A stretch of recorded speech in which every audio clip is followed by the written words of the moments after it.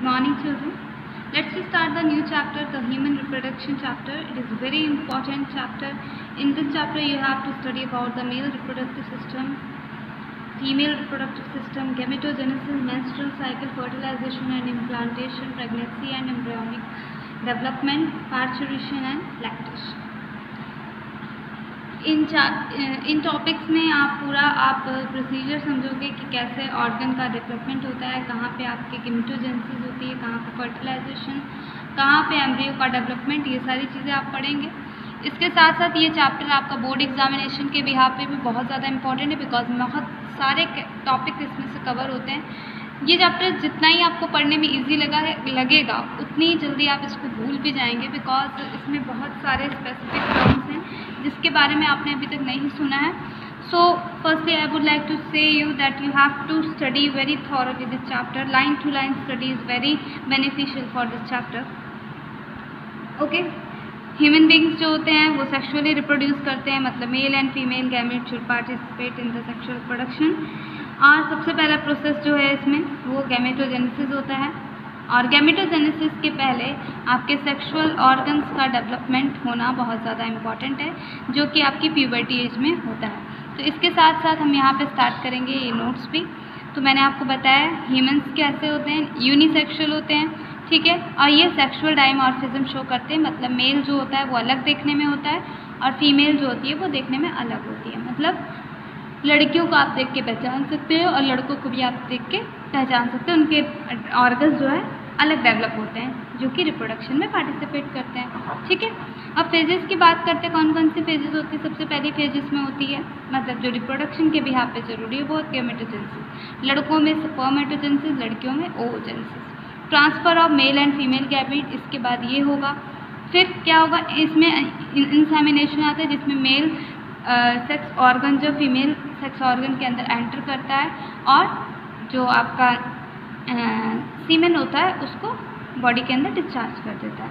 फिर उसके बाद क्या होता है, फर्टिलाइजेशन का प्रोसीजर कंप्लीट होता है। फिर क्या होता है, फर्टिलाइजेशन होता है। फर्टिलाइजेशन के बाद 2n कंडीशन का जाइगोट बन के तैयार होता है, जैसे प्लांट्स में बना था। फिर उसमें क्या होगा, सेल डिवीजन होगा जाइगोट में, फिर क्लीवेज होगा, ठीक है। क्लीवेज मतलब सेल का डिफ्रेंशिएशन होगा, ठीक। जाइगोट बनेगा, फिर डिवीजन होगा, फिर ब्लास्टुलेशन होगा, ब्लास्टुला बनेगा, गैस्ट्रुला बनेगा। ये सब स्टेजेस आगे हम डिस्कस करेंगे। इसके बाद क्या होगा, इम्प्लांटेशन, मतलब ये स्टेज एक दूसरी जगह होगी। इसके बाद इम्प्लांटेशन आपका यूट्रस में होगा। फिर प्लासेंटेशन होगा, प्लासेंटा बनेगा, प्लासेंटा से आपका जो एम्ब्रियो है डेवलपिंग वो जुड़ जाएगा। उसी प्लासेंटा से न्यूट्रिशन मिलेगा बढ़ते हुए एम्ब्रियो को। इसके बाद गैस्ट्रुलेशन होगा।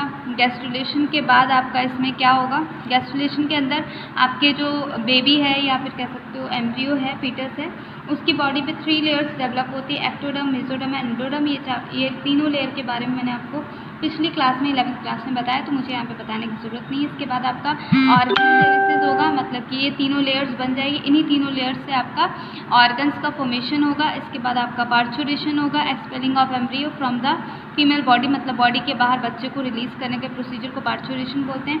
इसके बाद में ये जो कंप्लीट प्रोसीजर है इसको बोलते हैं गेस्टेशन पीरियड। यहाँ से यानी कि फर्टिलाइजेशन से लेकर के आपका पार्चुरेशन तक का प्रोसेस जो कहलाता है उसे जेस्टेशन पीरियड बोलते हैं। क्या बोलते हैं, ये 9 महीने का समय होता है जिस दौरान बच्चा डेवलप होता है, ठीक है। तो ये था एक आउटलाइन मैंने जो आपको इस चैप्टर की दी, तो आपको इस चैप्टर की आउटलाइन कंप्लीट करनी है।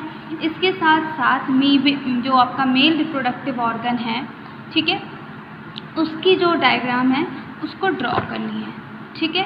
कैसे ड्रॉ करेंगे, क्या ड्रॉ करेंगे, आप सिर्फ और सिर्फ 3.1 डायग्राम आप ड्रॉ करेंगे, सॉरी 3.1 नहीं 3.2 आप डायग्राम अपनी नोटबुक में ड्रॉ करेंगे। साथ जो मैंने अभी आप नोट्स दिखाए उसकी आप स्क्रीनशॉट लेके नोट्स भी बनाएंगे।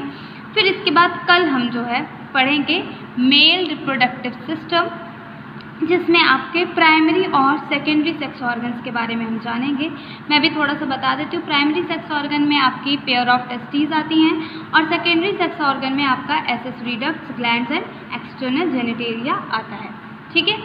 प्राइमरी जो टेस्टीज होती है बॉल शेप में होती हैं और ये बॉडी के आउटसाइड होती हैं, ठीक है।